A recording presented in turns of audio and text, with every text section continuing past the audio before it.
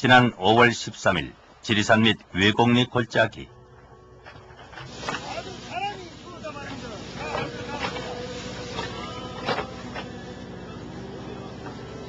포크레인의 굉음이 50여 년 전 이곳에 묻혔다고 전해지는 수백 명의 죽음을 발굴하고 있다.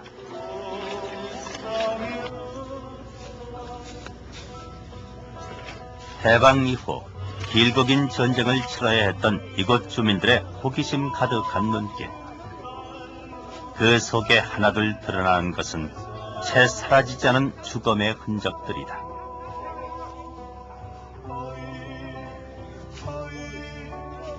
겨우 지표면만 살짝 긁어냈을 뿐인데도 유골은 무더기로 쏟아져 나왔다.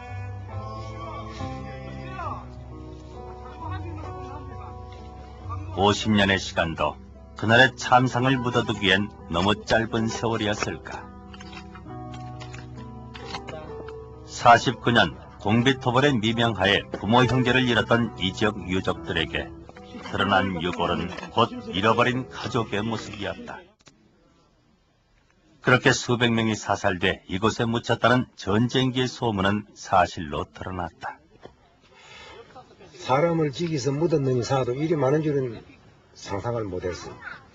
오늘 찾아보시지만도 물론 뼈가 사고 없는 것도 많을 낀데 이마침 나올 땐 사람 숫자가 얼마나 크는 거는 우리가 짐작할 수가 없는 거다. 짐작할 수가 없는 거다. 네. 뭐만 그래도 해야지. 이렇게 많을 거라고는 생각 안 했어요. 사람들이 타본 게는 이렇게 많은 게 뭐. 지금 이게 한 구덩이 판 거 아닙니까? 네. 구덩이가 몇 개나 더 있어요? 지금 5개 더 있고. 5개나 더 있어요. 한 100명은 이상 되는 거는 틀림없고, 많게는 한 150명 정도까지 볼 수 있을 것 같습니다. 예.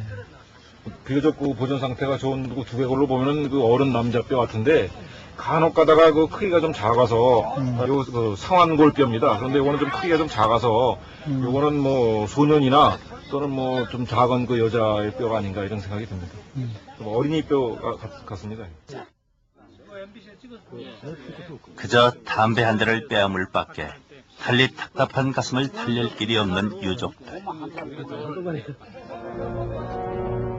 그만큼 드러난 진상은 참혹했다. 끝도 없이 쏟아져 나오는 100명 이상의 죽음들. 이 골짜기엔 이 같은 구덩이가 5군데나 더 있다고 했다.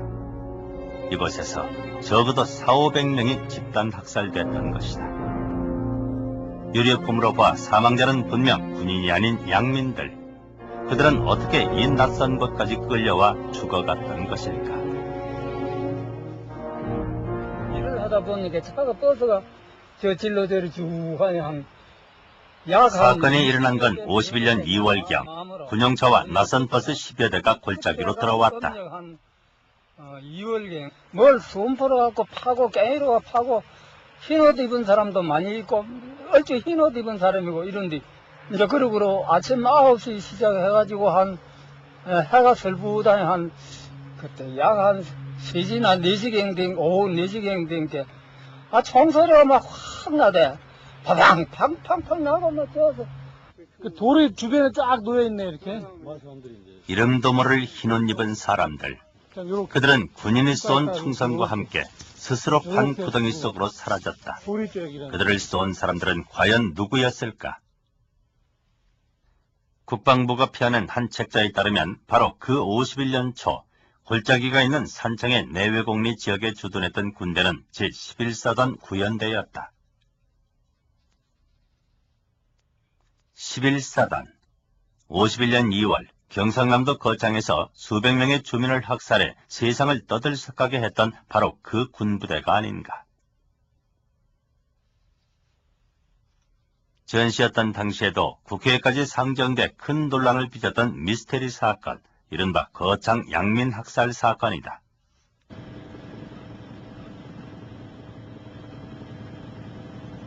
(1951년 2월 10일) 거창군 신원면으로 진주해온 11사단 구연대 군인들은 이곳 한량골에서 주민 84명을 기총소사로 사살하고 이튿날인 2월 11일 새벽엔 군경 가족을 제외한 신원면 주민 500여 명을 박산골 골짜기에 몰아넣고 집단 사살했다.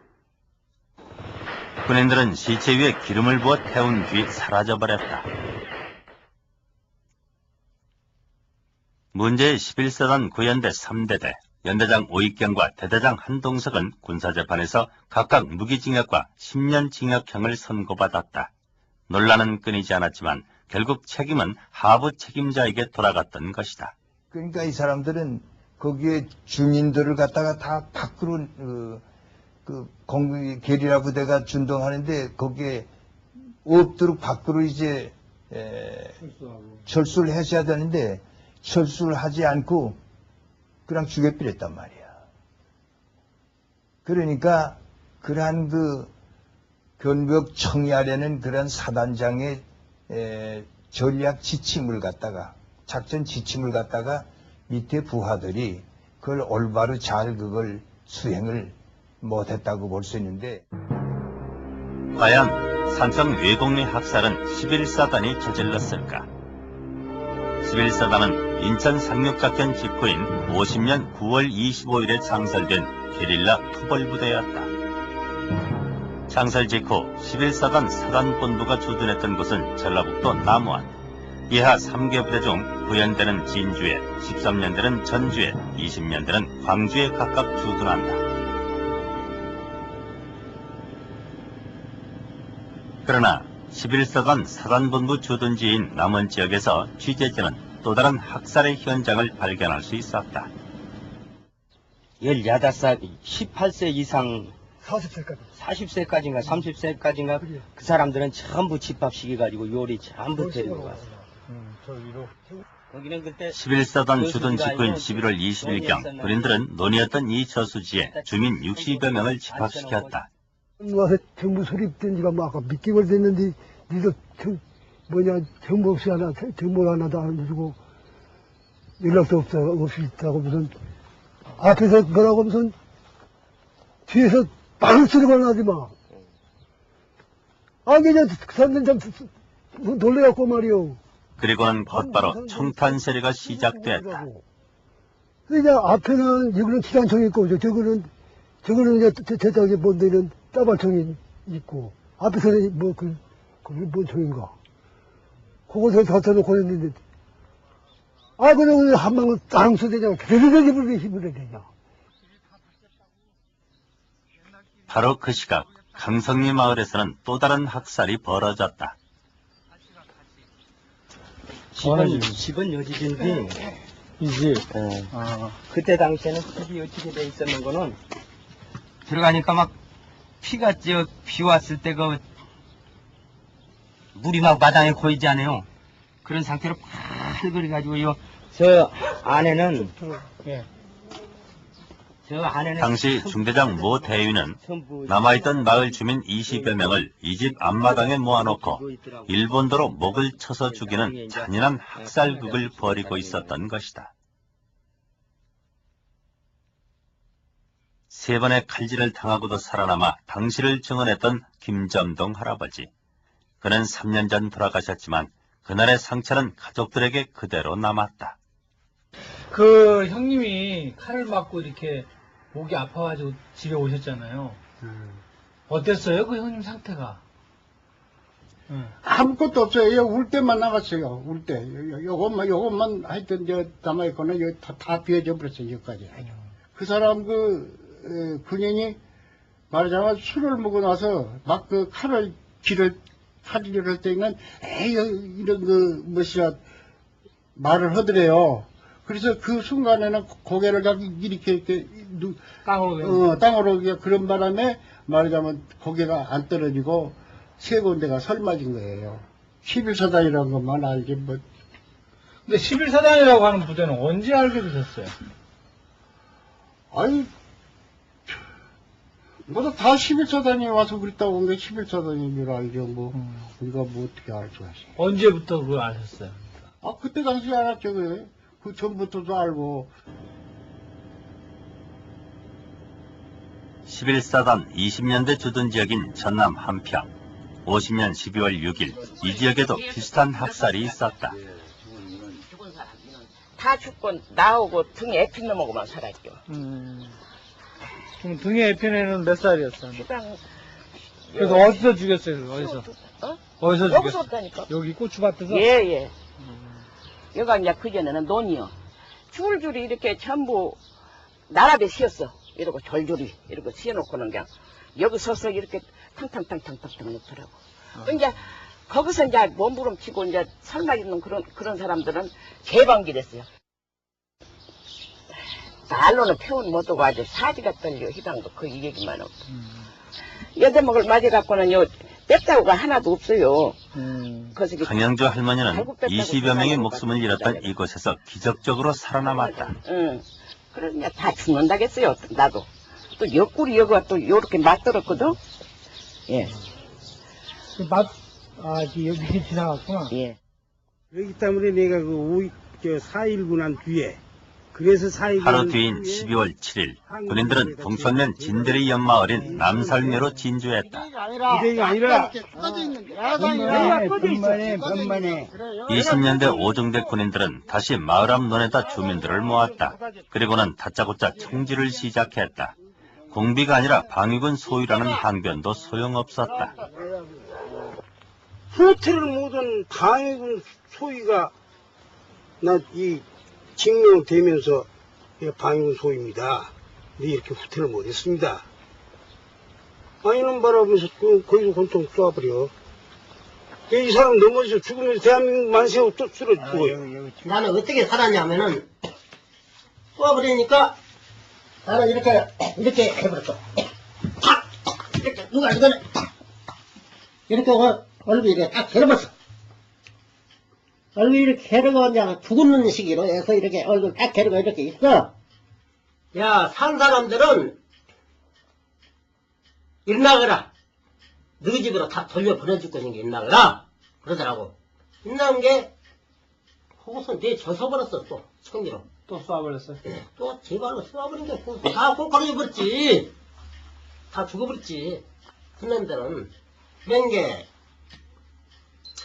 10번째 그러더라고. 그 일부는 여가 있었고 군인들이 그랬어요. 20여일 뒤인 50년 12월 31일 남살매 인근 마을인 모평에서 학살은 다시 재연됐다. 어제 이제 그 반란군들이 어디가 접전했어요. 총을 쏘고. 그래갖고 다 내빼버리니까 동네 사람들 싹 이제 반란군들 해갖고는 딱 끄집고 왔어요. 이제 완전 이제 반란군도 아니고 이제 이 상이나 못해놓고는 그냥 개한쪽으로 막 탁탁탁 해버렸어요. 그래갖고는 예. 근데 설마 이 사람들은 이제 꿈쩍거리니까 대금으로 막 이렇게 막 뚝뚝 뿌려버렸다. 청방이니까 예. 동네 사정을 잘 아실 거 아니에요? 예, 그 사람들 완전 이거 다 양미지요. 뭐 이거 저 무엇이냐 반란군이 아니고 순수하게 농사만 짓고 하는 사람이죠. 불갑산 자락에 나란히 펼쳐져 있는 한평의 진대리, 남살매, 모평마을. 당시 빨치산의 거점 지역이었던 이곳에서 공비토벌의 명목으로 죽어간 사람들은 무려 524명.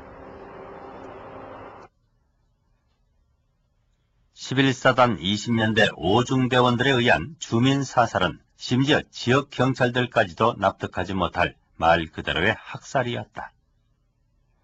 한평 지서 관계자들의 증언은 한결같이 군인이 양민을 죽였다는 것이다.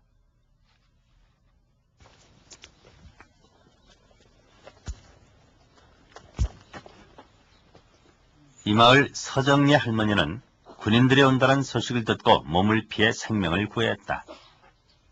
마을로 들어서면 집들을 방화하고 주민들을 집합시킨 뒤 이유를 불문하고 집단 사살했던 군인들. 지금도 방화의 흔적이 고스란히 남아있는 집안. 이곳 사람들에게 오중대는 공포의 대명사였다.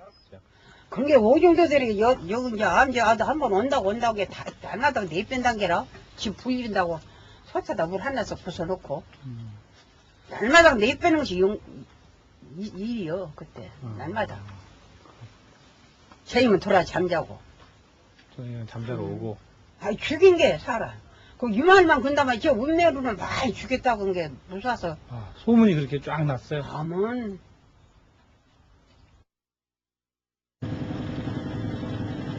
11사단 주둔 지역 여러 곳에서 주민들의 집단 사살이 발견된다. 어디다가 총을 설치했어요? 전라북도 거창군 공읍면에서도 51년 1월 5일 20년대 오중대에 의한 주민 소집이 있었다. 옆에 파시고 이똥 밑으로 쭉 그냥 옆을 쳐놓고 말하자면 매운 갖고 와서 그냥 한 대서 켜버리니까 깨워갖고 죽었죠. 그래갖고 나서 이제 정신 차려서 나오니까 일어나니까 여기서 쓰러져갖고 이제 두 번째 이제 그냥 그렇게 이제 또 그냥 쏘아버린 거예요. 다리마다 변동자가 등 뒤에서 쏜 거예요. 이렇게 놓고 이제 이렇게 쪽으로 이렇게 5명 이렇게 5명을 세워놓고 거기 뒤에 쐈다. 그렇죠. 그 500명은 하여튼 그 저수지 뚝 밑에다가 쭉 세워가지고 거기에서 순행식 걸고 두 대를 이렇게 하니까 꼭 그저 무수 그 채 쓰러지는 듯이 이렇게 착착착착 말할 수가 없어. 그리고 이제 거기서 이 살아남은 사람들은 애무한 총으로 말이요. 이 모기를 꾹 눌러오면 살아있는 사람은 기침이 나올 거 아니에요. 그러면 그냥 쏴버리면 머리가 없어져 버리죠 그냥. 딱 그런 잔인한 꼴을 나 처음 봤어요. 그래서 아마 그때 그 많은 숫자가 그날 밤 전부 다 제삿날이죠. 공무면 주민들을 사살한 부대원들은 보름 전에도 바닷가까지 몰려온 피난민들에게 무차별 총격을 가했다. 살기 위해 한겨울에 바닷속으로 뛰어들었던 피난민 200여 명. 그냥 뛰어들어가고 막 하는데 집에 피난을 안 나가면 너는 죽여버린다고 온 게. 반동으로 몰려서 죽여버린다고 온 게. 이게 나와가지고 이제 막 총 쏘고 확 포위갖고 막 들이밀고 들으니까 이제 일이 달라들어갖고 어디로 들어갈 데도 없고 또 이제 불악으로 들어가 버리면은 불악 수색해갖고 다 죽여버린다고 하니까 물이라도 이렇게 써나가면 어떻게 피실이라도 어떻게 물속으로라도 들어가려고 이제 맘 먹고 막 뛰어나온 사람들은 다 죽어버리고. 저 도군여 섬에서 피시는 사람들이 우리 군의 작전이 시작되는 낮에는 이유도 모르고 피난을 가해했던 사람들을 무참하게 죽였던 만돌리의 사륙전. 그러나 죽은 사람 중 빨치산은 거의 없었다. 저 죽도섬에 들어가. 여기는 빨산이 없었어요. 빨산이 없었어. 빨산들은 그냥 어디로 다 도망겨 서버렸죠. 그렇게 쳐들어온 게. 그리고 여기 있는 빨산들이 하나씩 둥그러다닌다 이게 무기도 없고 그저 대창이나 하고 그저 칼 들고 돌아다니는 것들인데 그런 것도 어디 보먹었어요? 보면 그러니까 다 그냥 산으로 어디로 파고 특수로 다 들어가 버리고 이제 애문 이제 민간인만 그렇게 다 죽은 거죠. 지난 93년 전라북도 의회 양민학살조사단의 조사 결과 전쟁기 아군에 의해 목숨을 잃은 이 지역 주민의 수는 무려 3,218명. 도내 전 지역에 걸쳐 일어났던 학살은 대부분이 11사단에 의한 것이었다. 11사단이 여기에 50년 11월 1일부터 51년 3월 말 그러니까 3월 30일 날 8사단하고 교체가 되었거든요. 그동안은 5개월 동안에 우리가 조사한 것만 따라 4,000명 이상이 지금 우리 전라북도에서마다 희생을 당했는데 우리 전라북도 대다수가 다 보면 그 많은 수가 희생당한 것이 참만 11사단이어서 있습니다. 집단 학살 장소 18군데 중에서 15군데가 11사단. 우리 고창군도 전부 다 11사단 그 중에 하나 있습니다. 전북 지역뿐 아니라 경남 전남 지역의 유족들 주장에 의하면 11사단에 의한 학살은 5천여 명에 이른다. 왜 유독 11사단이었을까? 해방 이후 한반도 남반도는 거의 내전 상태였다. 좌익이 불법화되고 사상과 여순 사건이 일어나면서 좌익 세력은 산으로 숨어들어 빨치산이 되었다. 전쟁이 일어나고 게릴라전은 전면전으로 바뀌었지만 인천 상륙작전 이후 상황은 또다시 역전된다. 테러를 끊긴 인민군 배잔병과 토착 좌익 세력들이 산으로 들어가면서 50년 10월 현재 정부가 파악한 게릴라의 숫자는 15,000여 명. 중공군 참전 이후 그 숫자는 크게 증가한다. 게릴라의 그 규모가 대단히 아주 많았다고요. 아주 몇몇 명이고 그건 게릴라가 아니라 정기군 플러스 그다음에 원래 있던 게릴라. 그 당시에 그 후방 지역에 토벌이라는 것은 전방에서 적과 싸우는 것과 똑같은 그 의미를 가진다고. 왜냐하면 후방에 소란이 되고 교통마비가 되고 경찰 관공서 이게 다 습격당하고 차량이 움직이지 못하니까 그러니까 작전이 이거 아무것도 안 돼. 11사단은 바로 그 게릴라 토벌을 위해 미 제9군단 산하에 편성된 부대였다. 최덕신 사단장 이하의 3개 연대를 거느린 11사단이 배치된 곳은 지리산을 중심으로 한 게릴라 준동 지역. 선선이 아닌 후방에서 주민들을 포섭하며 통신망 파괴, 이동 중인 군부대 습격 등을 행하던 공비를 토벌하고 안정된 전투를 치르게 하는 것이 11사단의 임무였다. 집단 학살이 발생한 배경에는 11사단의 작전 제2기 견벽 청야 작전을 주목해야 한다. 성을 굳건히 쌓고 들을 청소한 뒤 적과 싸운다는 견벽 청야 작전. 창설 후 거창 직후인 51년 3월까지 11사단이 올린 전과는 놀랍기만 하다. 적 사살 24,228명에 아군 사망자 숫자는 불과 531명. 산중에 은거한 게릴라를 불과 6개월 사이에 24,000여 명이나 사살했다. 전과는 부풀려 보고되는 것이 상례라지만 그 24,000여 명 중에 혹시 양민이 포함된 것은 아니었을까?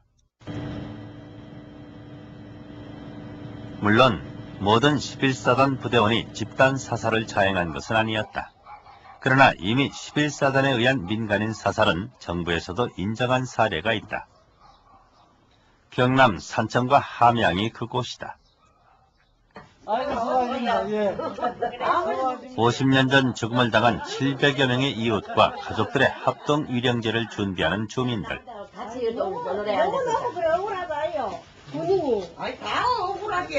지금은 웃으며 과거를 회상하고 있지만 상처는 지워지지 않았다. 사랑하는 가족들을 빼앗아가고 스스로 죽음의 위협 속에 놓였던 그날의 상처들. 언제 잊어버리셨다고요? 6.25 때요. 그때 정말 저기야. 구덕에서 나왔거든요. 어느 구덕이? 그 사람 죽은데. 그 우리 거기서 니네가 거든. 근데 나는 살아나왔고 니네 집에서. 집안에 누구 돌아가셨어요? 아버님 어머니. 너희. 이렇게 나온 분이 양쪽 손하고 다리하고 다 잘라보더라고. 지금 몸이 더 그래, 날도 안 좋고. 총탄 3방을 맞고 살아난 정정자 씨. 우리 지금 그런 사람들이 제일 원망스럽게 군인들 그랬으니까네로. 그래가 거기다 이제 갈 때도 얼핏 친정도 싹 방옥서 준비를 거거든요. 그러니까 우리 친정 6대로 독서를 내려왔어. 그랬어. 동상도 좋고 참. 친정이 방곡인데 친정 식구도 다 죽었어요. 난리 중에 6대 독자이던 동생을 비롯해 친정 식구들이 몰살당하고 남편과 아이까지 잃어야 했던 이음전 할머니. 그래, 엄마가 그래. 그래도 여 밥이 많이 들었어요. 아직도? 아직.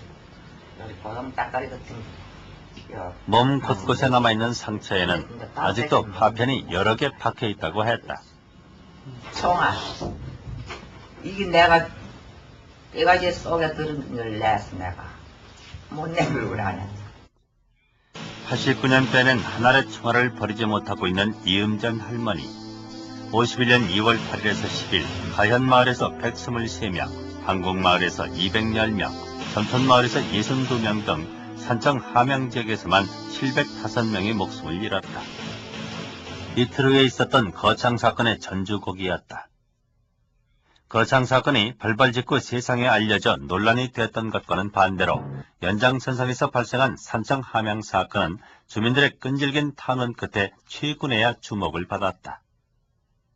그간 군 작전은 있었으나 양민 학살은 없다고 일관하던 군 측은 지난 96년에야 사실을 인정했다. 거창 사건과 동일하게 처리하는 것이 타당하다는 회신이었다.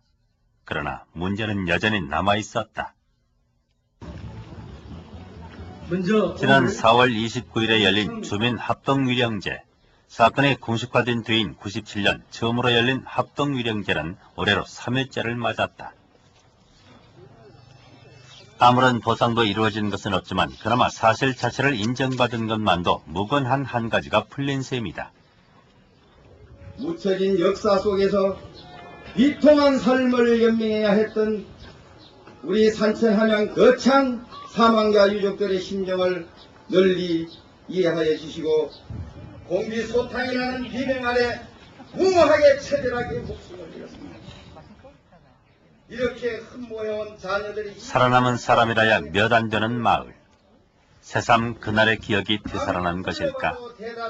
이제는 번듯이 경찰 관계자까지 자리한 위령제를 지내건만 사람들은 50년이 지난 지금까지도 여전히 소리 죽여 눈물을 흘리고 있다. 죽어간 가족들, 한많은 50년 세월 말고도 사람들의 눈물엔 또 다른 이유가 있다. 이 나라가 이제 통기분자 발견이 그 이런 그두어드립니다.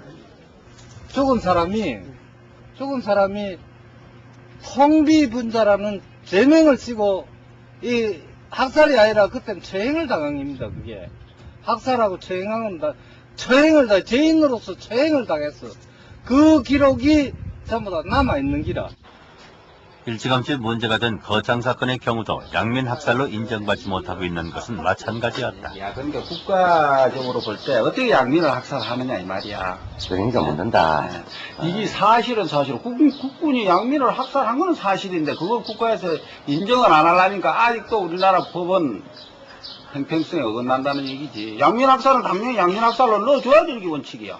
근데 국가에서 아직 인정 안 해 그거래요. 지난 50년 학살 지역의 주민들은 끈질기게 사실 확인을 요구해왔다.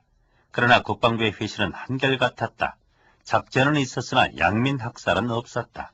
과연 죽어간 사람들은 모두 공비들이었을까? 사변 나기 전에 경찰관도 있었어요.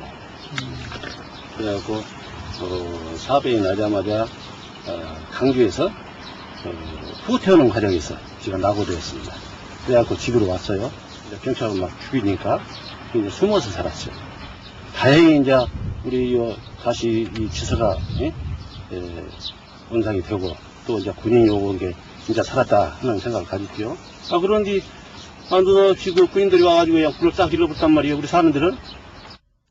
숨어지내다 아군을 맞은 경찰관 노흥영 씨는 반겼던 군인들의 총탄에 아내와 갓난아기를 잃어야 했다. 우리 군인이라는 게 혹시 우리 아군이라는 걸 확인할 수가 있었어요? 아니요. 요즘 내가 우리 군인들이 그거 지서가 회복이 돼 있고 또 우리 군인들이 와서 이렇게 지원토론까지 씨가 숨어서 다 봤으니까요. 그런 게 이제는 나는 이제 살았다. 예? 이렇게 생각을 했는데 그것이 역으로 오히려 나는 피해자가 되고 말하고 있어.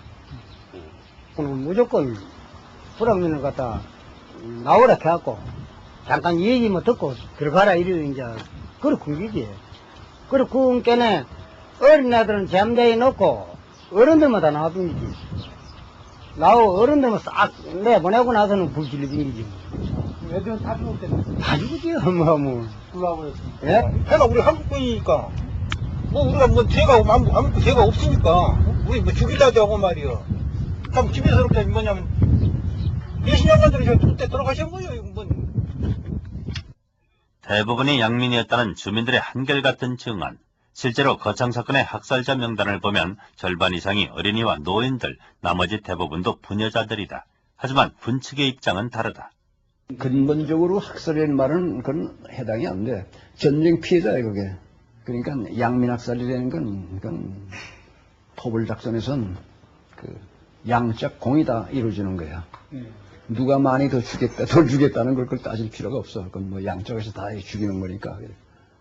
그 당시에 이러한 상황이 됐다. 이 지리산은 이건 소비에트 지구다. 누구도 이거 들을 못 갔다. 이건 대한민국 안에 공산지구 됐다. 그래서 이 주력을 여기서 때렸다 이거예요. 이 주력을 때리지 못했으면은 그 이후도 이걸 안 되는 겁니다. 이걸 이해해 주십시오 그런 겁니다. 예. 전반을 이해해 주셔야지요. 나라가 지금 위급한데 말이야. 전선에서 밀고 밀리는 치열한 공방전이 한창일 때 후방에서 교란작전을 펼치는 게릴라의 존재는 전선에서의 승패를 좌우할 만큼 막강했을까? 어쨌든 공비 소탕작전의 와중에 지리산을 비롯한 산간마을 주민들은 밤에는 인민공화국, 낮에는 대한민국의 세상을 살며 양쪽 모두에게 처참한 학살을 당해야 했던 것이다.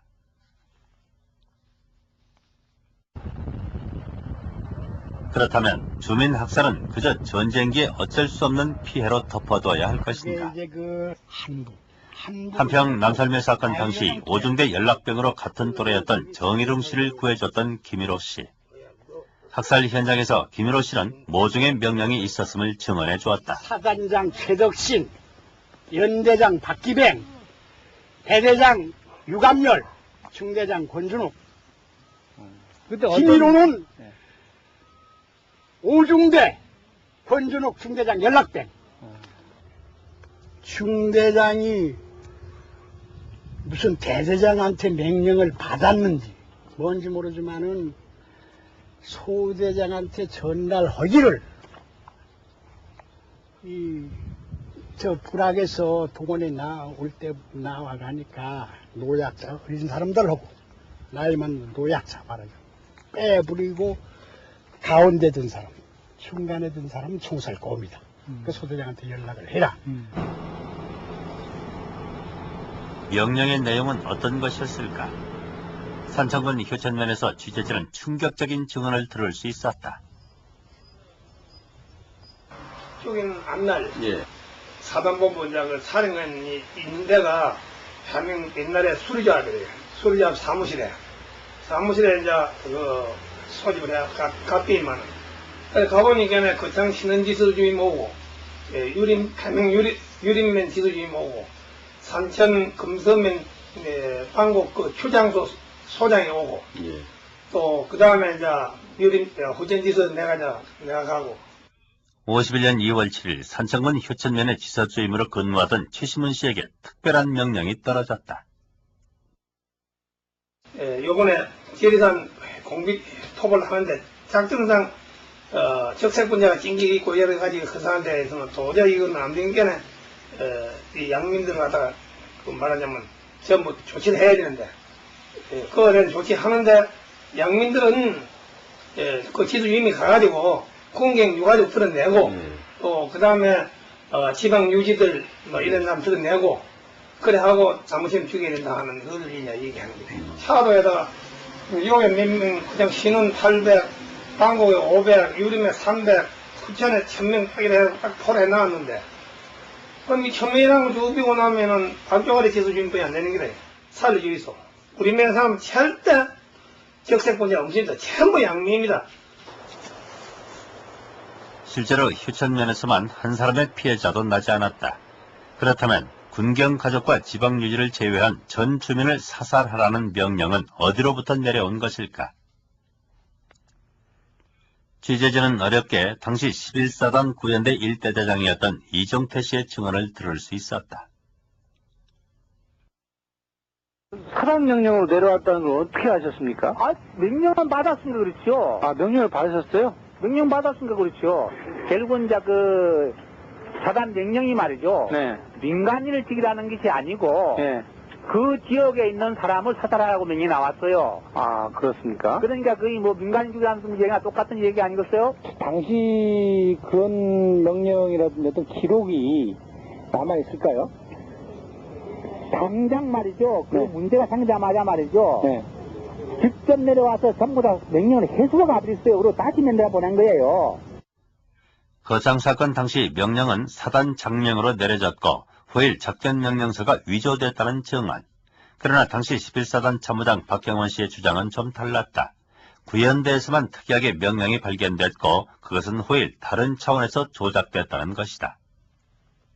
악물을 보고 도망가서 민간인 이런 걸 사살하는지 그런 장면이 내려간 적이 없었죠.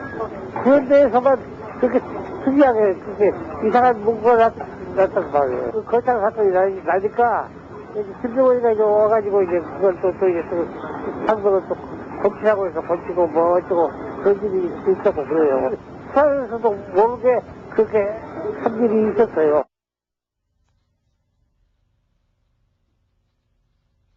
그럼 작전명령서는 어디에 있을까? 여기에 이제 전투 명령이 있습니다. 여기 이제 11사단하고 여기 보시면 9사단 28년대 전투 명령. 국방군사연구소에 보관된 전투명령은 52년도 이후의 것들 뿐. 50년에서 51년 초 문제 시기에 11사단의 작전명령서는 찾을 수 없었다. 전투 명령과 작전 명령과 전투 상보와 정기 작전 보고, 정기 정보 보고, 이렇게 여러 가지 종류가 있는데 거의 똑같은 부대의 전투 상황을 그대로 보고해 주는 겁니다. 상급부대로. 그러니까 어쨌든 그 연대 사단장의 결재 직인이 있는 전투 명령은 없는 거 아닙니까? 현재 내용은 전투 상고만 있습니다. 그러니까 전투 명령은 없고 예. 전투 상고만 있단 말씀이죠? 예, 작전을 어떻게 한다 하는 그 계획도 전투 상고 속에 들어 있습니다. 전투 상보란 전투가 끝난 상황에서 상부의 전투 내용을 보고하는 일지 형태의 기록. 살펴본 전투 상보에는 어떤 명령이 어떻게 내려왔는지 직접적이고 구체적인 내용은 기록되어 있지 않았다. 그 시기 명령과 관련해 찾아낼 수 있었던 것은 50년 12월부터 이듬해 3월까지 11사단 구연대의 작전 일지뿐. 하지만 이상하게도 거창 사건이 있었던 51년 2월 달의 기록만 쏙 빠져 있었다. 네, 전투 명령이다. 지금 작전 명령이다.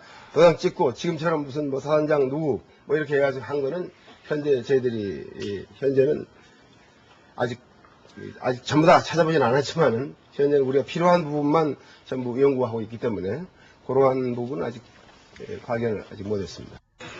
일반적으로 전투명령, 곧 작전명령서를 살펴보면 사단명령서는 사단장, 연대명령서는 연대장이 반드시 확인하도록 되어 있다. 그러나 50년 11월부터 51년 2월 11사단에 내려진 작전명령서는 발견할 수 없었다. 다만 학살은 전쟁에 따른 어쩔 수 없는 피해라는 주장만 반복되었다.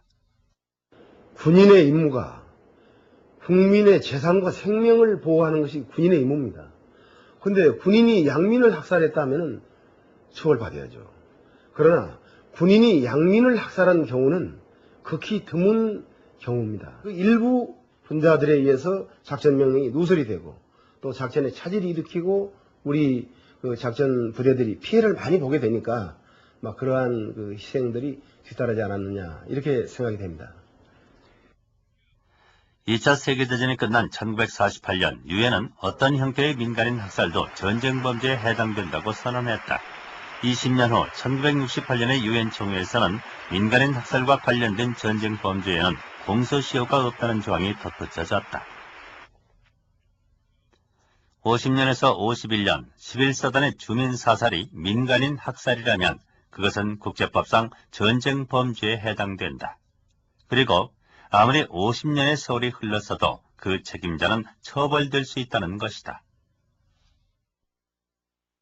이와 같은 민간인 학살과 같은 전쟁 범죄 또는 반인도적 범죄를 구성하는 행위에 대해서는 어느 때나 처벌될 수 있다라고 하는 외국의 선례를 많이 볼 수가 있습니다.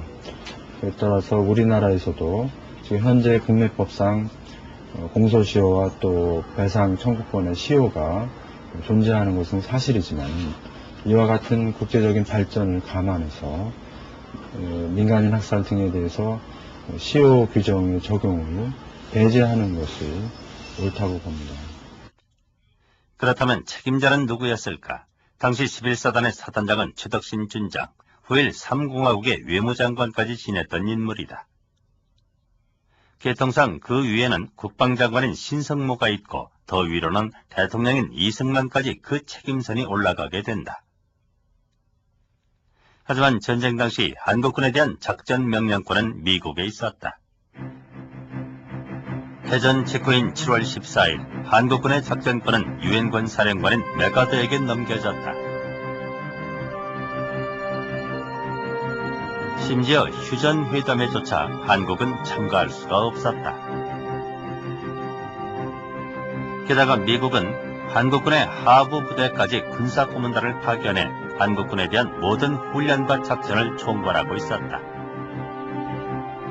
메가더를 정점으로 미 8군 산하 미 군사고문단의 지시를 받던 한국군, 11사단의 학살에 미국의 책임은 없는 것일까? 군사고문단이 대대급에까지 내려와 있었기 때문에 이 모든 학살의 과정은 미국이 투명하게 알고 있었고 그 과정에서 저는 제가 생각한 데는 미국은 묵인했다고 생각합니다. 적어도 노골적 지시는 하지 않았지만 묵인했다고 생각되고요. 최근 발견된 한 미국 문서를 보면 미군이 전쟁 초 게릴라 부대의 활동에 대해 지대한 관심과 정보를 가지고 있었음을 알 수 있다. 미국이 파악한 게릴라들의 숫자는 그 활동이 절정이었던 50년 12월에 2만 2천 명을 고비로 급격히 떨어진다. 미 군사고문단 계명의 보고서상으로 미군은 궁비토벌 작전을 예의주시하고 있었고 11사단의 소탕 작전을 알고 있었다.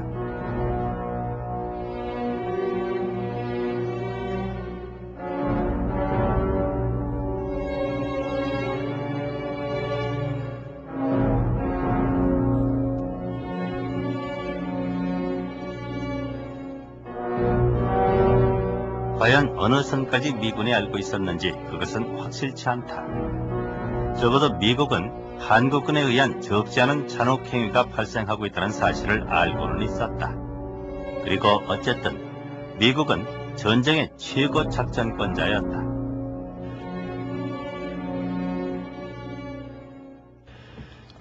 That sort of thing Americans don't have a direct responsibility for.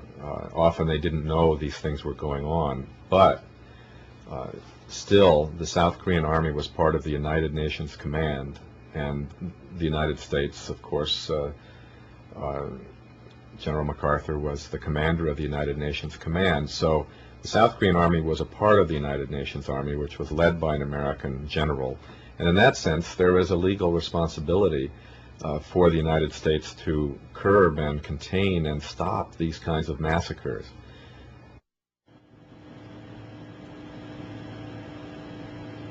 아무것도 해결되지 않은 채 무심한 50년이 흘렀다. 하지만 전쟁이 끝났어도 이 지역 사람들에게 전쟁은 하염없이 계속되고 있었다. 죽은 사람은 죽은 사람이었지만 살아남은 사람들 역시 통한의 세월을 보내야 했던 것이다. 그 피해가 지금은 이루 말할 수 없어요. 예, 우리는 고아 아닌 고아가 되고, 예, 그 이제 11살 먹어서 제 동생은 9살 먹고 이러니까 그 얼마나 그 서러운 고통을 느꼈습니까? 예, 뭐 농사 있어도 우리가 뭐 농사를 짓겠습니까? 못 하겠습니까 그때? 억지로 참 이웃이 막 동냥해가지고 최고 살아나가지고 어디 이제 공부 자석이 공부 시키고 취직하려고 한 게 아니라 그 장에는 6.25 때 홍비분자들이 살아갖고 말이지 군인한테 죽은 그 장소인데 그 사람들 사상 이상해서 취직 못 시기 그래갖고 제안 안 했습니까?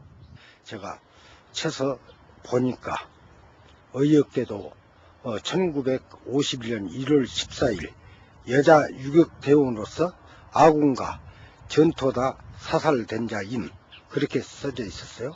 그러면 사실상 누가 아니 우리 어머니 돌아가신 어머니에 대해서 그렇게 썼다고요. 4.19 이후 잠깐 조명됐던 전쟁기의 양면학살 문제는 5.16과 군사정부의 등장으로 금기시됐다.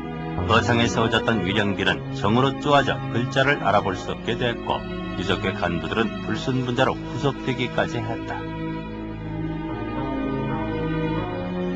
그러나 유족들은 결코 잊을 수가 없다. 그날을 잊지 말자고 살아남은 사람들끼리 동심결혼 기회를 조직했던 산청 함양 지역의 유족들처럼 그들은 사라지지 않을 바위에 이름을 새기고 매년 위령제를 지내왔다. 그러나 그 사람들조차 하나둘 사라져가는 지금까지 변함없는 것은 굳은 침묵뿐이다. 근데 지금 그때 당시만 해도 제가 조사할 때마다 도 93년도인데 지금 7년이나 세월을 흘렸지 않습니까? 그러다 보니까 그때 증언에 섰던 분들이 지금 다 그분 다 돌아가시고 있다. 이거 참 그 진실을 규명도 모든 상태에서 지금 돌아가고 있는 거 이거 정말로 안타까우시죠 지금. 대한민국의 언론, 지식인, 정부는 침묵의 카르텔을 형성하고 있습니다. 법조인까지 포함해서요. 그래서 이 침묵의 카르텔을 저는 깨야 된다고 생각하고요. 깨는 것은 저는 그 21세기에 우리가 국민들에게 말하자면 도덕적인 그 힘을 보여줄 수 있는 국가를 건설하기 위해서는 반드시 이 문제를 해결하고 넘어가야 된다고 봐요. 한편 월야면 진대리 학살 현장에서 총탄을 맞고 살아난 강영주 할머니의 아들은 이제 52살이 되었다. 당시 나이 2살. 어머니의 등에 엎인 채 맞았던 총탄 자국은 세월이 흘러서도 깊기만 하다. 뒤에 이제 응대 상처는 이게 내가 목욕탕을 못 가죠. 아 그래요? 목욕탕 탱크에서 열이 나가버렸거든. 총알이 열이 나가버렸거든. 이렇게 상처가 커요? 네. 한 돌에 간 넘어서 맞았던 충탄 자국. 책임자가 밝혀진다면 전쟁 범죄에 해당하는 중죄인일 테지만 피해 주민들의 바람은 너무나 소박했다. 그저 그때 그 억울하고 참혹한 일이 있었다는 사실을 알아주기만이라도 해달라는 것. 그들의 바람은 그것이 전부다. 우리가 정부에서 큰 혜택 바라고 보상 바라고 그런 것은 아니고 그 당시에 이런 그 시기도 있었다. 그럼 지금은 이제 가지건 반백년이 지났으니까 이제 정부 차원에서 그걸 수습해 줄 때도 안 돼 않나 싶기도 하고. 그러나 지금 우리는 그 작은 소망 하나 들어주지 못하고 있는 것이다.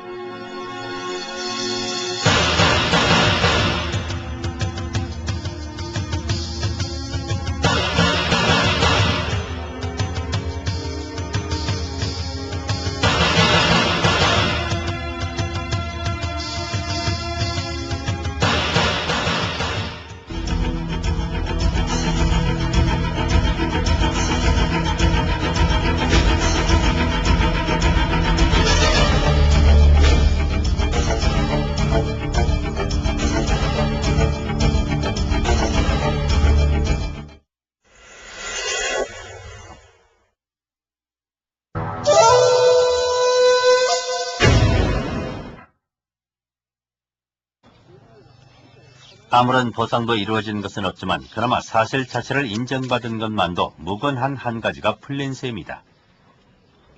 묻혀진 역사 속에서 비통한 삶을 연명해야 했던 우리 산천 함양 거창 사망자 유족들의 심정을 널리 이해하여 주시고 공비소탕이라는 비명 아래 무모하게 체들하게 목숨을 잃었습니다.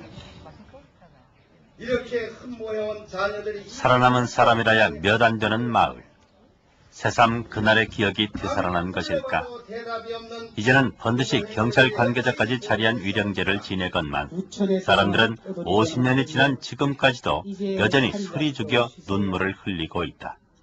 죽어간 가족들, 한많은 50년 세월 말고도 사람들의 눈물엔 또 다른 이유가 있다. 이 나라가 이제 통기분자 발견이 이런 그두어드린다.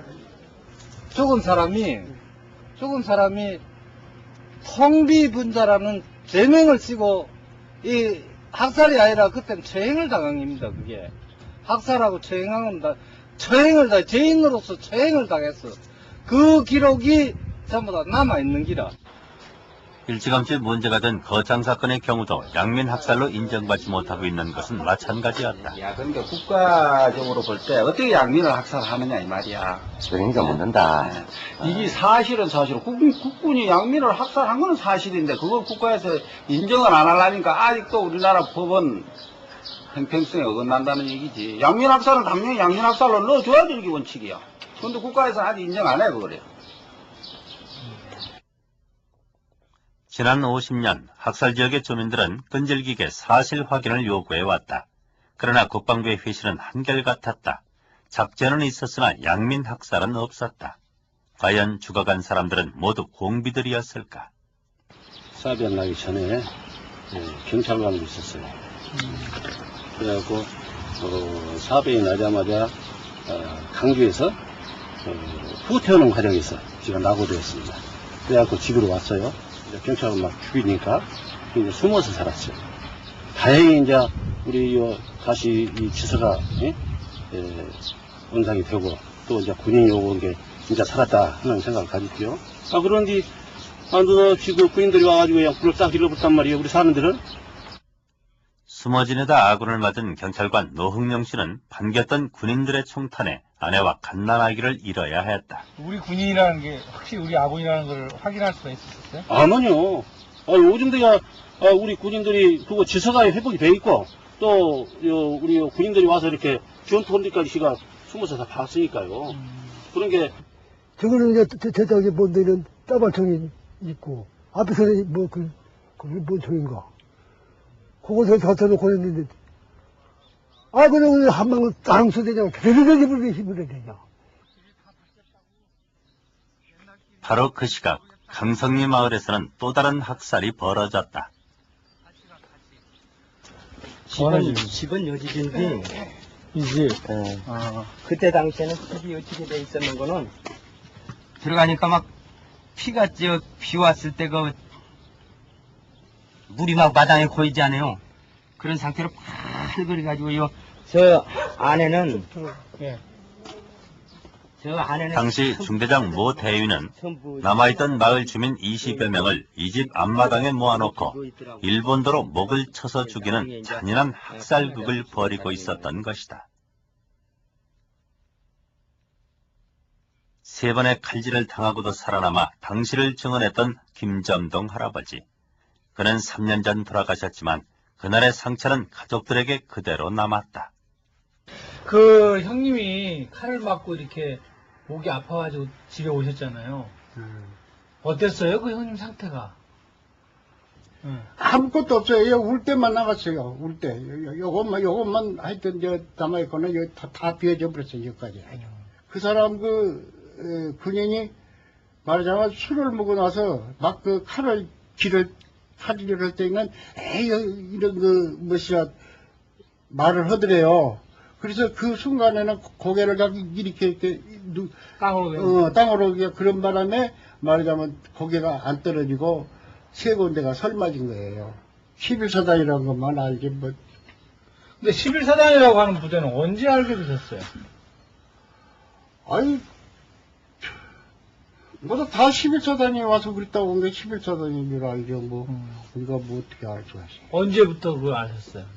그때 당시에 알았죠, 그래. 그 전부터도 알고. 11사단 20년대 주둔 지역인 전남 한평. 50년 12월 6일 이 지역에도 비슷한 학살이 있었다. 다 죽고 나오고 등에 에핀 넘어고만 살았죠. 그럼 등에 에핀에는 몇 살이었어요? 그래서 예. 어디서 죽였어요? 어디서? 어디서 여기서 죽였어요? 없다니까. 여기 고추밭에서? 예. 여기가 이제 그전에는 논이요. 줄줄이 이렇게 전부 나라배 씌었어. 이러고 절줄이 이러고 씌워놓고는 그냥 여기 서서 이렇게 탕탕탕탕탕탕 놓더라고. 이제 거기서 이제 몸부림치고 이제 설마 있는 그런 사람들은 개방기됐어요. 말로는 표현 못하고 아주 사지가 떨려. 작전 제2기 견벽 청야 작전을 주목해야 한다. 성을 굳건히 쌓고 들을 청소한 뒤 적과 싸운다는 견벽 청야 작전. 창설 거창 직후인 51년 3월까지 11사단이 올린 전과는 놀랍기만 하다. 적사살 24,228명에 아군 사망자 숫자는 불과 531명. 산중에 은거한 게릴라를 불과 6개월 사이에 24,000여 명이나 사살했다. 전과는 부풀려 보고되는 것이 상례라지만 그 24,000여 명 중에 혹시 양민이 포함된 것은 아니었을까? 물론 모든 11사단 부대원이 집단 사살을 자행한 것은 아니었다. 그러나 이미 11사단에 의한 민간인 사살은 정부에서도 인정한 사례가 있다. 경남 산청과 함양이 그곳이다. 50년 전 죽음을 당한 700여 명의 이웃과 가족들의 합동 위령제를 준비하는 주민들.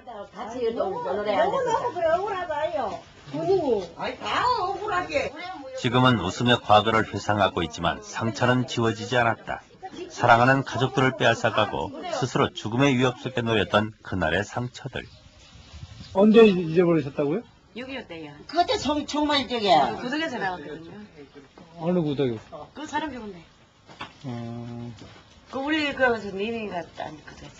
근데 나는 살아나왔거든. 미미 집에서. 집안에 누구 돌아가셨어요? 아버님, 어머니. 너희. 이렇게 나온 분이 양쪽 손하고 다리하고 다 잘라보더라고. 지금 몸이 더 그래 다리도 안 좋고. 총탄 3방을 맞고 살아난 정정자 씨. 우리 지금 그런 사람들이 제일 원망스럽지 군인들 그랬으니까 내로. 그래도 거기까지 이제 갈 때도 얼핏 친정도 싹 파고서 주고 빌거든요. 그러니까 내로 우리 진짜 6대로 도쿄를 내려왔어. 그랬어. 동상도 좋고 참. 친정이 강곡인데 친정 식구도 다 죽었어요. 난리 중에 6대 독자이던 동생을 비롯해 친정 식구들이 몰살당하고 남편과 아이까지 잃어야 했던 이음전 할머니. 그래, 엄마가 그래. 그래도 여 밥이 많이 들었어요. 아직도? 아직 고동 따까리 같은 몸 곳곳에 남아있는 상처에는 아직도 파편이 여러 개 박혀 있다고 했다. 총알. 이게 내가 이제 속에 들은 걸 냈어, 내가. 못 내밀고 안 했어. 89년 빼낸 한 알의 총알을 버리지 못하고 있는 이음전 할머니. 비교적 그 보존 상태가 좋은 그 두개골로 보면은 그 어른 남자 뼈 같은데 간혹 가다가 그 크기가 좀 작아서 요 그 상완골뼈입니다. 그런데 이거는 좀 크기가 좀 작아서 요거는 뭐 소년이나 또는 뭐 좀 작은 그 여자의 뼈가 아닌가 이런 생각이 듭니다. 좀 어린이 뼈 같습니다. 그저 담배 한 대를 빼앗물 밖에 달리 답답한 가슴을 달랠 길이 없는 유족들. 그만큼 드러난 진상은 참혹했다. 끝도 없이 쏟아져 나오는 100명 이상의 죽음들. 이 골짜기엔 이 같은 구덩이가 5군데나 더 있다고 했다. 이곳에서 적어도 400~500명이 집단 학살됐던 것이다. 유력범으로 봐 사망자는 분명 군인이 아닌 양민들. 그들은 어떻게 이 낯선 곳까지 끌려와 죽어갔던 것일까? 일을 하다 보니까 차가 버스가 저 진로 저리 쭉 하니 사건이 일어난 건 51년 2월경 군용차와 낯선 버스 10여 대가 골짜기로 들어왔다. 2월경 뭘 수음포로 갖고 파고 깨이로 파고 흰옷 입은 사람도 많이 있고 얼추 흰옷 입은 사람이고 이런데 이제 그러고 아침 9시 시작해가지고 한 해가 설부다니 한 그때 약 한 3시나 4시경 된 오후 4시경 된 게 총소리가 막 확 나대. 파방 팡팡팡 나고 막 뛰어서 그 돌이 주변에 쫙 놓여있네 이렇게. 이름도 모를 흰옷 입은 사람들.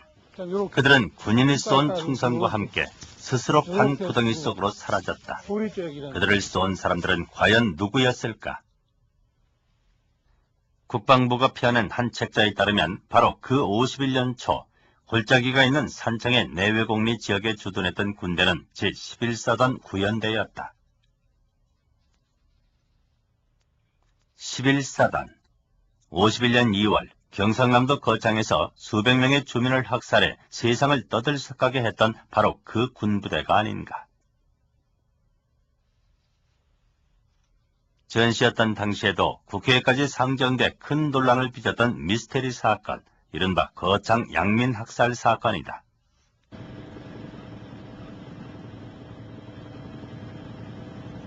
(1951년 2월 10일) 거창군 신원면으로 진주해온 11사단 구연대 군인들은 이곳 한량골에서 주민 84명을 기총소사로 사살하고 이튿날인 2월 11일 새벽엔 군경 가족을 제외한 신원면 주민 500여 명을 박산골 골짜기에 몰아넣고 집단 사살했다. 군인들은 시체 위에 기름을 부어 태운 뒤 사라져버렸다. 흘렀어도 그 책임자는 처벌될 수 있다는 것이다. 이와 같은 민간인 학살과 같은 전쟁 범죄 또는 반인도적 범죄를 구성하는 행위에 대해서는 어느 때나 처벌될 수 있다라고 하는 외국의 선례를 많이 볼 수가 있습니다. 그에 따라서 우리나라에서도 지금 현재 국내법상 공소시효와 또 배상 청구권의 시효가 존재하는 것은 사실이지만 이와 같은 국제적인 발전을 감안해서 민간인 학살 등에 대해서 시효 규정의 적용을 배제하는 것이 옳다고 봅니다. 그렇다면 책임자는 누구였을까? 당시 11사단의 사단장은 최덕신 준장, 후일 3공화국의 외무장관까지 지냈던 인물이다. 계통상 그 위에는 국방장관인 신성모가 있고 더 위로는 대통령인 이승만까지 그 책임선이 올라가게 된다. 하지만 전쟁 당시 한국군에 대한 작전 명령권은 미국에 있었다. 해전 직후인 7월 14일 한국군의 작전권은 유엔군 사령관인 메가더에게 넘겨졌다. 심지어 휴전 회담에조차 한국은 참가할 수가 없었다. 게다가 미국은 한국군의 하부 부대까지 군사 고문단을 파견해 한국군에 대한 모든 훈련과 작전을 총괄하고 있었다. 메가드를 정점으로 미 8군사나 미 군사 고문단의 지시를 받던 한국군. 11사단의 학살에 미국의 책임은 없는 것일까? 군사 고문단이 대대급에까지 내려와 있었기 때문에 이 모든 학살의 과정은 미국이 투명하게 알고 있었고, 그 과정에서 저는 제가 생각한 데는 미국은 묵인했다고 생각합니다. 적어도 노골적 지시는 하지 않았지만 묵인했다고 생각되고요. 최근 발견된 한 미국 문서를 보면 미군이 전쟁 초 게릴라 부대의 활동에 대해 지대한 관심과 정보를 가지고 있었음을 알 수 있다. 미국이 파악한 게릴라들의 숫자는 그 활동이 절정이었던 50년 12월에 22,000명을 고비로 급격히 떨어진다. 미 군사고문단 계명의 보고서상으로 미군은 궁비토벌 작전을 예의주시하고 있었고 11사단의 소탕 작전을 알고 있었다.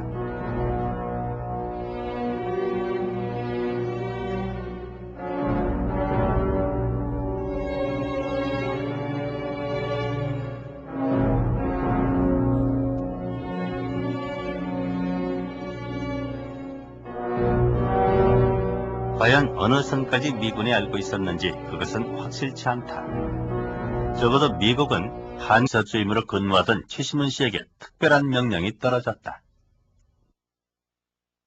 요번에 지리산 공비 토벌을 하는데 작전상 적색 분야가 찡기게 있고 여러 가지 허상한 데에서는 도저히 이건 안 되는 게네 이 양민들을 갖다가 그 말하자면 전부 조치를 해야 되는데 그거에 대한 조치하는데 양민들은 그 지도주임이 가가지고 군경 유가족 들어내고 또 그 다음에 지방 유지들 뭐 이런 사람 들어내고 그래 하고 사무실 죽여야 된다 하는 그걸 얘기하는 거예요. 차도에다가 요게 몇 명 그냥 신은 800, 방곡에 500, 유림에 300, 구천에 1000명 딱 이래 딱 포를 해놨는데 그럼 이 1000명이라는 거 죽이고 나면은 반쪽아리 지도주임뿐이 안 되는 거래. 살려주고 있어. 우리 명 사람 절대 적색분자 없습니다. 전부 양미입니다. 실제로 휴천면에서만 한 사람의 피해자도 나지 않았다. 그렇다면 군경 가족과 지방 유지를 제외한 전 주민을 사살하라는 명령은 어디로부터 내려온 것일까? 취재진은 어렵게 당시 11사단 구연대 일대대장이었던 이종태 씨의 증언을 들을 수 있었다. 사단 명령으로 내려왔다는 걸 어떻게 아셨습니까? 명령만 받았으니까 그렇죠. 명령을 받으셨어요? 명령 받았으니까 그렇죠. 결국은 이제 그 사단 명령이 말이죠. 네. 민간인을 죽이라는 것이 아니고 네. 그 지역에 있는 사람을 사살하라고 명령이 나왔어요. 그렇습니까? 그러니까 거의 뭐 민간인 죽이라는 얘기가 똑같은 얘기 아니겠어요? 당시 그런 명령이라든지 어떤 기록이 남아있을까요? 당장 말이죠. 그 네. 문제가 생기자마자 말이죠. 네. 직접 내려와서 전부 다 명령을 해수가 가버렸어요. 그리고 다시 내려 보낸 거예요. 거창 사건 당시 명령은 사단 장명으로 내려졌고 후일 작전 명령서가 위조됐다는 증언.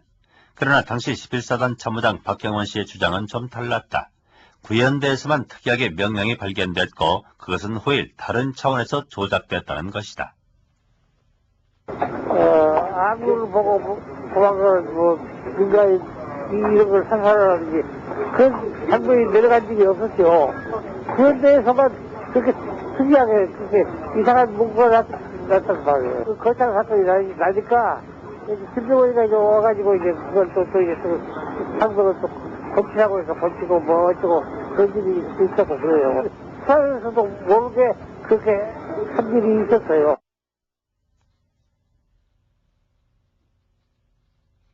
그럼 작전 명령서는 어디에 있을까? 네. 여기에 이제 전투 명령이 있습니다. 여기 이제 11사단하고 이거 보시면 고사단 28년대. 저는 개방기 됐어요. 말로는 표현 못하고 아주 사지가 떨려. 희당도 그 얘기만 하고. 여대목을 맞아갖고는요, 뺐다고가 하나도 없어요. 강영주 할머니는 20여 명의 목숨을 잃었던 이곳에서 기적적으로 살아남았다. 그러냐 다 죽는다겠어요. 나도 또 옆구리 여기가 또 요렇게 맞들었거든. 예. 여기 지나갔구나. 예. 그렇기 때문에 내가 그 4.19 난 뒤에 그래서 4.19 하루 뒤인 12월 7일 군인들은 동천면 진대리 연마을인 남살매로 진주했다. 부대가 아니라 변만에 20년대 오중대 군인들은 다시 마을 앞 논에다 주민들을 모았다. 그리고는 다짜고짜 총질을 시작했다. 공비가 아니라 방위군 소유라는 항변도 소용없었다. 후퇴를 못한 방위군 소위가 나 이 징명되면서 방위군 소위입니다. 근데 이렇게 후퇴를 못했습니다. 방위는 바라보면서 거기서 권총 쏴버려. 이 사람 넘어져 죽으면서 대한민국 만세하고 또 쓰러 죽어요. 나는 어떻게 살았냐면은 쏘아버리니까 나는 이렇게 해버렸어. 탁! 이렇게 누가 이거는 이렇게 얼굴 이렇게 딱 개려봤어.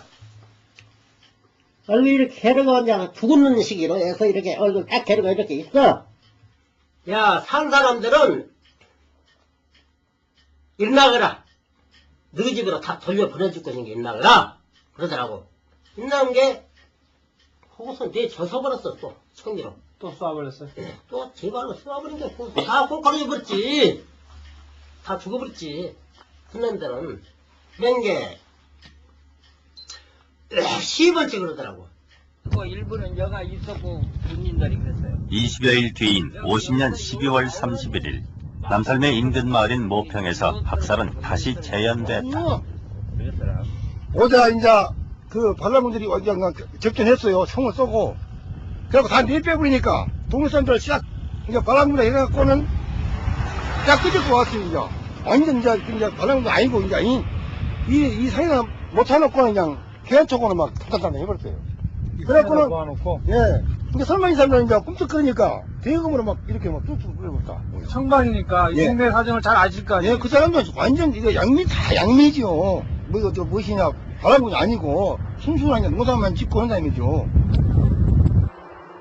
불갑산 자락에 나란히 펼쳐져 있는 한평의 진대리, 남살매, 모평마을. 당시 빨치산의 거점 지역이었던 이곳에서 공비토벌의 명목으로 죽어간 사람들은 무려 524명. 거창 사건 당시 명령은 사단 장명으로 내려졌고 후일 작전명령서가 위조됐다는 증언. 그러나 당시 11사단 참모장 박경원 씨의 주장은 좀 달랐다. 구연대에서만 특이하게 명령이 발견됐고 그것은 후일 다른 차원에서 조작됐다는 것이다. 아무를 보고 도망가서 민간인 이런 걸 상상하는지 그런 장면이 내려간 적이 없었죠. 그런 데에서만 그렇게 특이하게 그렇게 이상한 문구가 났단 말이에요. 그 거창 사건이 나니까 김정은이가 이제 와가지고 이제 그걸 또 이제 상병을 또 검치하고 해서 검치고 뭐 어쩌고 그런 일이 있었고 그래요. 수사에서도 모르게 그렇게 한 일이 있었어요.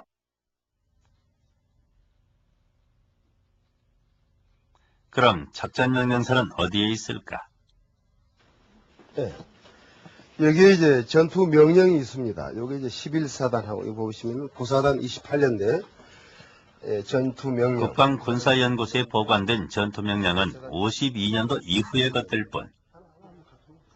50년에서 51년 초 문제의 시기에 11사단의 작전명령서는 찾을 수 없었다. 거기에 혹시 전투 명령과 작전 명령과 전투 상보와 정기 작전 보고, 정기 정보 보고 이렇게 여러 가지 종류가 있는데 거의 똑같은 부대의 전투 상황을 그대로 보고해 주는 겁니다. 상급 부대로. 그러니까 어쨌든 그 연대 사단장의 결재 직인이 있는 전투 명령은 없는 거 아닙니까? 현재 내용은 전투 상고만 있습니다. 그러니까 전투 명령은 없고 예. 전투 상고만 있단 말씀이죠? 예, 작전을 어떻게 한다 하는 그 계획도 전투 상보 속에 들어 있습니다. 전투 상보란 전투가 끝난 상황에서 상부의 전투 내용을 보고하는 일지 형태의 기록. 살펴본 전투 상보에는 어떤 명령이 어떻게 내려왔는지 직접적이고 구체적인 내용은 기록되어 있지 않았다. 그 시기 명령과 관련해 찾아낼 수 있었던 것은 50년 12월부터 이듬해 3월까지 11사단 구연대의 작전 일지뿐. 하지만 이상하게도 거창 사건이 있었던 51년 2월 달의 기록만 쏙 빠져 있었다. 네, 전투 명령이다. 지금 작전 명령이다. 도장 찍고 지금처럼 무슨 뭐 사단장 누구 뭐 이렇게 해가지고 한 거는 현재 저희들이 현재는 아직 전부 다 찾아보진 않았지만은 현재는 우리가 필요한 부분만 전부 연구하고 있기 때문에 그러한 부분은 아직 발견을 아직 못했습니다. 일반적으로 전투명령, 곧 작전명령서를 살펴보면 사단명령서는 사단장, 연대명령서는 연대장이 반드시 확인하도록 되어 있다. 그러나 50년 11월부터 51년 2월, 11... 또 이제 불악으로 들어가 버리면은 불악 수색이 갖고 다 죽여버린다고 하니까 물이라도 이렇게 써나가면 어떻게 피실이라도 어떻게 물속으로라도 들어가려고 이제 맘 먹고 막 뛰어나온 사람들은 다 죽어버리고. 저 도군요 섬에서 피시는 사람들이 우리 군의 작전이 시작되는 낮에는 이유도 모르고 피난을 가해했던 사람들을 무참하게 죽였던 만돌리의 사륙전. 그러나 죽은 사람 중 빨치산은 거의 없었다. 저 죽도섬에 들어가. 여기는 빨산이 없었어요. 빨산이 없었어요. 빨산들은 그냥 어디로 다 도망겨 서버렸죠. 그렇게 쳐들어온 게. 그리고 여기 있는 빨산들이 하나씩 둥그러다닌다 이게 무기도 없고 그저 대차이나 하고 그저 칼 들고 돌아다니는 것들인지 그런 것도 어디 보먹었어요? 보먹다 보내죠. 그러니까 다 그냥 산으로 어디로 파고 터속으로 다 들어가 버리면 어쩌고 애문 이제 민간인만 그렇게 다 죽은 거죠. 지난 93년 전라북도 의회 양민학살조사단의 조사 결과 전쟁기 아군에 의해 목숨을 잃은 이 지역 주민의 수는 무려 3,218명. 도내 전 지역에 걸쳐 일어났던 학살은 대부분이 11사단에 의한 것이었다. 11사단이 여기에 50년 11월 1일부터 51년 3월 말, 그러니까 3월 30일 날 8사단하고 교체가 되었거든요. 그동안은 5개월 동안에 우리가 조사한 것만 따라 4,000명 이상이 지금 우리 전라북도에서만 다 희생을 당했는데, 우리 전라북도 대다수가 다 보면 그 많은 수가 희생당한 것이 잠깐 11사단에서 있습니다. 집단 학살 장소 18군데 중에서 15군데가 11사단. 우리 고창군도 전부 다 11사단 그 중에 하나 있습니다. 전북 지역뿐 아니라 경남 전남 지역의 유족들 주장에 의하면 11사단에 의한 학살은 5천여 명에 이른다. 왜 유독 11사단이었을까? 해방 이후 한반도 남반도는 거의 내전 상태였다. 좌익이 불법화되고 사상과 여순 사건이 일어나면서 좌익 세력은 산으로 숨어들어 빨치산이 되었다. 전쟁이 일어나고 게릴라전은 전면전으로 바뀌었지만 인천 상륙작전 이후 상황은 또다시 역전된다. 테러를 끊긴 인민군 배잔병과 토착 좌익 세력들이 산으로 들어가면서 50년 10월 현재 정부가 파악한 게릴라의 숫자는 15,000여 명. 중공군 참전 이후 그 숫자는 크게 증가한다. 게릴라의 그 규모가 대단히 아주 많았다고요. 아주 뭐 몇몇 명이고, 그건 게릴라가 아니라 정기군 플러스, 그 다음에 원래 있던 게릴라, 그 당시에 그 후방 지역의 토벌이라는 것은 청소한 뒤 적과 싸운다는 견벽 청야 작전. 창서로 거창 직후인 51년 3월까지 11사단이 올린 전과는 놀랍기만 하다. 적사살 24,228명에 아군 사망자 숫자는 불과 531명. 산중에 은거한 게릴라를 불과 6개월 사이에 24,000여 명이나 사살했다. 전과는 부풀려 보고되는 것이 상례라지만 그 24,000여 명 중에 혹시 양민이 포함된 것은 아니었을까? 물론 모든 11사단 부대원이 집단 사살을 자행한 것은 아니었다. 그러나 이미 11사단에 의한 민간인 사살은 정부에서도 인정한 사례가 있다. 경남 산청과 함양이 그곳이다. 50년 전 죽음을 당한 700여 명의 이웃과 가족들의 합동 위령제를 준비하는 주민들.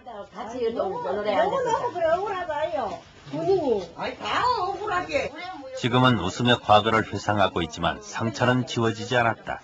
사랑하는 가족들을 빼앗아가고 스스로 죽음의 위협 속에 놓였던 그날의 상처들. 언제 잊어버리셨다고요? 6.25 때요. 그때 정말 저기야. 구덕에서 나왔거든요. 어느 구덕이? 그 사람 죽었네. 어... 그 우리 민이가 그거지. 그러니까 나는 살아나왔거든. 민이 집에서. 집안에 누구 돌아가셨어요? 아버님, 어머니. 너희. 이렇게 나온 분이 양쪽 손하고 다리하고 다 잘라보더라고. 지금 몸이 더 그래, 다리도 안 좋고. 총탄 3방을 맞고 살아난 정정자 씨. 우리 지금 그런 사람들이 제일 원망스럽지, 군인들이. 군인들 그랬으니까 내로. 그래도 거기까지 이제 갈 때도 얽혀서 친정도 싹 파먹어서 주고 빌거든요. 그러니까 우리 진짜 6대로 도쿄를 내려왔어. 그랬어. 동상도 좋고 참. 친정이 강곡인데 친정 식구도 다 죽었어요. 난리 중에 6대 독자이던 동생을 비롯해 친정 식구들이 몰살당하고 남편과 아이까지 잃어야 했던 이음전 할머니. 그래, 엄마가 그래. 그래도 여 밥이 많이 들었어요. 아직도? 아직. 여기 보름 땅가리 같은 몸 곳곳에 남아있는 상처에는 아직도 파편이 여러 개 박혀 있다고 했다. 총알. 이게 내가 이제 속에 들은 걸 냈어, 내가. 못 내밀고 안 했어. 89년 빼낸 하나의 총알을 버리지 못하고 있는 이음전 할머니. 51년 2월 8일에서 10일 가현마을에서 123명, 한국마을에서 210명. 이런 걸 상상하는 게, 그 장면이 내려간 적이 없었죠. 그런 데에서만 그렇게 특이하게, 그렇게 이상한 문구가 났단 말이에요. 그 거창 사건이 나니까, 김정은이가 이제 와가지고 이제 그걸 또 이제 상속을 또 검치하고 해서 검치고 뭐 어쩌고 그런 일이 있었고 그래요. 사회에서도 모르게 그렇게 한 일이 있었어요.